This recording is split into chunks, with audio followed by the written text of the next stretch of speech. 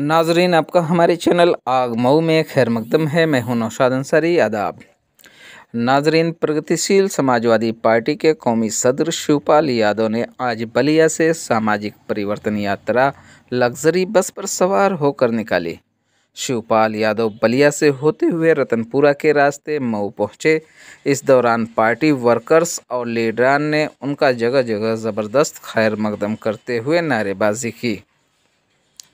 शिवपाल यादव का काफिला बलिया मोड़ से होकर ब्रह्मस्थान, गाजीपुर तिराहा, आजमगढ़ मोड़, मिर्ज़ा हादीपुरा के रास्ते आजमगढ़ के लिए रवाना हो गया। शिवपाल यादव का काफिला जैसे ही मिर्ज़ा हादीपुरा चौक पहुंचा, वर्करों ने जमकर नारेबाजी करते हुए कौमी सदर की गुलपोशी की। शिवपाल यादव परिवर्तन यात्रा के सहारे कहीं न कहीं उत्तर प्रदेश की सियासत में अपनी ताकत का मुजाहरा करते हुए सपा समेत सभी सेकुलर पार्टियों को यह एहसास कराना चाहते हैं कि अगर उत्तर प्रदेश की सियासत में उन्हें नज़रअंदाज किया गया और ख़ास तौर से समाजवादी पार्टी ने उनकी अहमियत नहीं समझी तो उसे खासा नुकसान उठाना पड़ सकता है। शिवपाल यादव और उनके हामियों में अलायंस को लेकर कहीं न कहीं यह वाज़ा नज़र आ रहा है कि वो रियासत में अपनी पार्टी को मजबूती के साथ कायम रखने के लिए अलायंस में अच्छी खासी सीट के साथ जगह चाहते हैं। अब ऐसे में यह देखना काफ़ी दिलचस्प होगा कि यूपी के इंतखाब में सपा उन्हें कितनी सीट देकर मनाने में कामयाब होती है या फिर उन्हें नज़रअंदाज करके नुकसान उठाने का रिस्क लेती है या दीगर सेकुलर पार्टियों के साथ उनका अलायंस होता है। अभी कुछ भी कहना कबल वक्त होगा, लेकिन इतना ज़रूर है कि शिवपाल यादव ने परिवर्तन यात्रा के ज़रिए उत्तर प्रदेश की सियासत में हलचल तो ज़रूर पैदा कर दी है। आग न्यूज़ के लिए मऊ से ब्यूरो रिपोर्ट।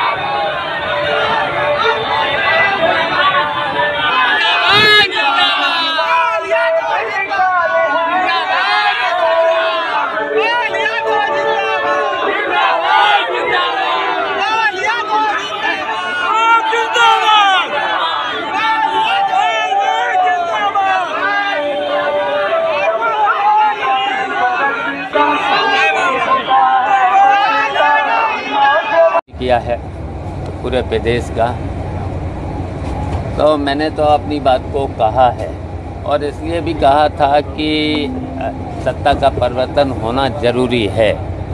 जो हालात देश और प्रदेश के हैं वो ठीक नहीं है।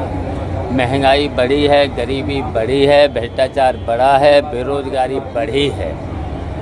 तो और इस सरकार ने, भारतीय जनता पार्टी के सरकार ने जितने भी वादे किए सब वादे इनके झूठे निकले हैं, कोई वादा पूरा नहीं किया है। तो इसलिए मैंने कहा कि सत्ता का परिवर्तन ज़रूरी है, इसलिए सब लोग अलायंस कर लें।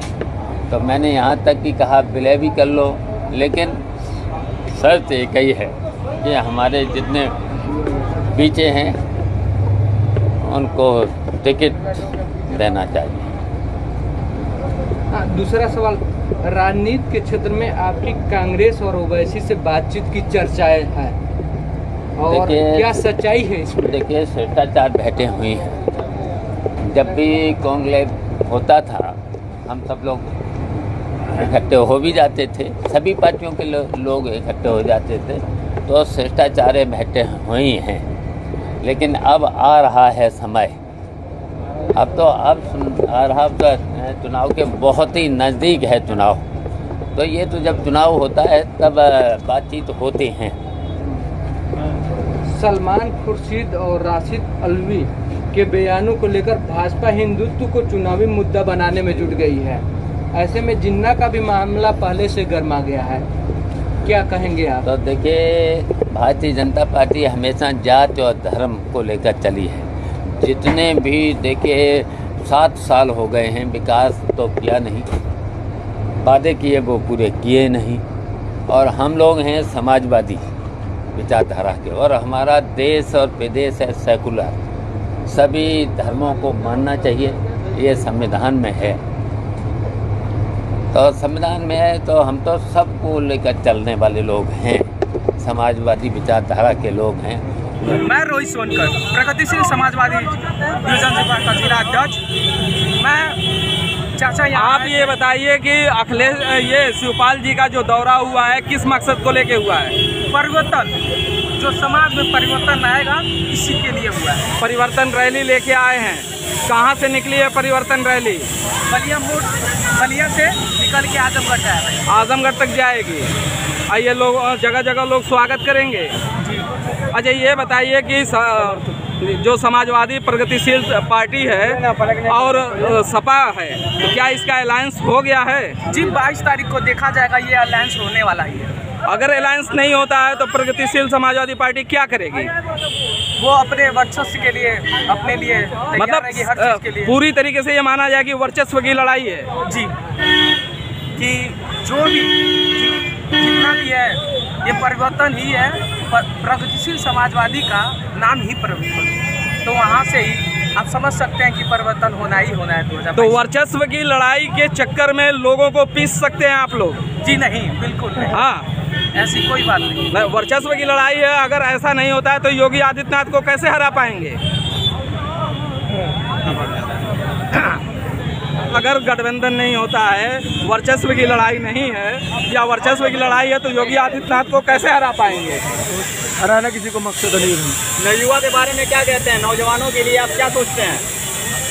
नौजवानों के लिए हम यही सोचते हैं कि ये एकजुट रहेंगे, अच्छी विकास होगी। यहाँ पे स्पोर्ट प्लेयर हूँ, स्कूली इंटरनेशनल में खेला हूँ, तो मैं आपको आग्रह कर रहा हूँ कि मऊ जनपद स्पोर्ट का स्थिति बहुत अच्छी होगी। वहीं से जब अच्छा स्पोर्ट आपके जीवन शैली में आएगा तो अच्छी विकास, अच्छी मानसिकता जरूर होगी। सिर्फ स्पोर्ट ही है परिवर्तन है? नहीं, मैं जो स्पोर्ट, आप अपने फील्ड से रहे हैं, लेकिन यहाँ पे जो महंगाई है, पेट्रोल, डीजल, रसोई गैस, इस तरीके के मुद्दों को लेके लड़ेंगे या वर्चस्व की लड़ाई को लेके लड़ेंगे? इस मुद्दों के लेके लड़ेंगे। आप तो कह रहे हैं वर्चस्व की लड़ाई है। नहीं, मैंने बताया आपको। अगर अखिलेश यादव आपको सीट नहीं देखते हैं तो अलायंस नहीं होगा? नहीं, ऐसी कोई बात नहीं है। चाचा जी ने कहा है कि अलायंस होगा, तो 22 तारीख को देखा जाता है। ठीक है, थैंक यू। मेरा नाम सरवर अली मंसूरी है। मंसूरी साहब बताएं, ये जो परिवर्तन रैली है, जो शिवपाल जी आज मऊ में आए थे, जिसका आपने स्वागत किया है, तो शिवपाल जी परिवर्तन रैली लेके चल रहे हैं, और कैसे परिवर्तन कर पाएंगे शिवपाल जी ऐसे में, जबकि योगी आदित्यनाथ और बीजेपी की मजबूत एक टक्कर होने वाली है? देखिए, परिवर्तन रैली शिवपाल जी बलिया से लेके मऊ में गाजीपुरा चौक तक आए, आगे भी जाने वाले हैं, और उत्तर प्रदेश में परिवर्तन का होना बहुत है। और परिवर्तन तब होगा जिस तरीके से हमारे राष्ट्रीय अध्यक्ष माननीय शिवपाल जी सोच रहे हैं। मैं समझ रहा हूं कि उसी तरीके से अखिलेश यादव भी सोच रहे हैं, और उसी तरीके से ओम प्रकाश राजभर। अलग अलग लोगों के सोच कर परिवर्तन क्या कर पाएंगे, या एक साथ होकर परिवर्तन होगा? नहीं, अलग अलग सोचेंगे तो फिर परिवर्तन नहीं हो पाएगा। इसलिए एक साथ इन लोगों को सोचना होगा, और जो इनके सोच में आएगा उससे परिवर्तन होने वाला है, ये मैं 100%। इलेक्शन बहुत करीब आ गया, अभी तक किसी तरीके का मतलब उनकी रणनीति नहीं बनी है, क्या समझा जाए? पब्लिक को क्या मैसेज देंगे आप? रणनीति बन रही है और पब्लिक को मैं यही मैसेज देना चाहता हूँ कि उत्तर प्रदेश में जंगल राज नाफिस है। किस तरह की रणनीति है? रणनीति इस तरीके की है कि उत्तर प्रदेश की जनता আহিत है, काफ़ी महंगाई से वंचित है, परेशान है, दवा समय में नहीं मिल रहा है, गैस महंगी हो गई है, कड़वा तेल महंगा हो गया है और सब सारे सामान महंगे हो गए हैं। इसलिए उत्तर प्रदेश की जनता को राहत पहुंचाने के लिए ये परिवर्तन रैली बहुत जरूरी है और परिवर्तन 100%। अपने नेता का स्वागत करने के लिए आप लोग इतनी बड़ी भीड़ जुटा लिए, लेकिन महंगाई के मुद्दे पे पेट्रोल, डीजल, गैस और दीगर जितने मुद्दे हैं उस पे लेके एक बार भी कोई आंदोलन आप लोगों का नहीं नजर आया। जब हमारा गठबंधन हो जाता है और चुनाव मैदान में उतरेंगे तो हम इसकी बात करेंगे। और मतलब सिर्फ वोट लेने के लिए आप लोग इस तरीके का काम करेंगे? इसके पहले भी हमने बहुत सारे आंदोलन किए हैं, महंगाई को लेके किए हैं, गैस को लेके किए हैं, विद्यार्थियों को लेके किए हैं, मजदूरों को लेके किए हैं, सारे मुद्दों पे हमने बहस की है जनता के बीच में। बीजेपी के लोग कहते हैं कि हमने आवास दिया, हमने गैस सिलेंडर दिया, हमने लोगों को 5 लाख रुपए का स्वास्थ्य का कार्ड दिया, आप कैसे उनको हरा पाएंगे? मैं उनको ऐसे हरा पाऊंगा कि आज जो जनता 70 रुपया किलो कड़वा तेल खरीदती थी आज 200 रुपया किलो खरीद रही है। जो 550 रुपये का हम सिलेंडर लेते थे आज 150 रुपये का ले रहे हैं। अस्पतालों में जाते हैं तो दवा मौजूद नहीं है। लेकिन आंदोलन तो नहीं कर पाते हैं। आंदोलन हमने किया है, कब किया है बताइए? कैसे कर सकते हैं कि अगर सरकार बनती है तो ये मतलब परिवर्तन कर सकती है? बिल्कुल परिवर्तन होगा, जनता चाह रही है, जनता हमें बुला रही है और जब जनता हमें बुलाएगी तो बिल्कुल हमको आना पड़ेगा और आएंगे और जनता को राहत पहुंचाने। एक मुस्लिम नौजवान का पुलिस कस्टडी में मौत हो जाती है लेकिन कोई पार्टी उसके लिए आवाज नहीं उठाती, यहाँ तक कि आपकी समाजवादी प्रगतिशील पार्टी ने भी आवाज नहीं उठाया। क्या कहेंगे? हमारे नेताजी उस पर बयान दिए थे कि उत्तर प्रदेश के अंदर जो योगी महाराज की जो सरकार है, यानी भारतीय जनता पार्टी की जो सरकार है, डबल इंजन की सरकार है, उस डबल इंजन की सरकार में उत्तर प्रदेश के खाली मुसलमान की नहीं, बहुत सारे लोगों की, दलितों के साथ और मुसलमानों के साथ जो अन्याय हुआ है उस अन्याय का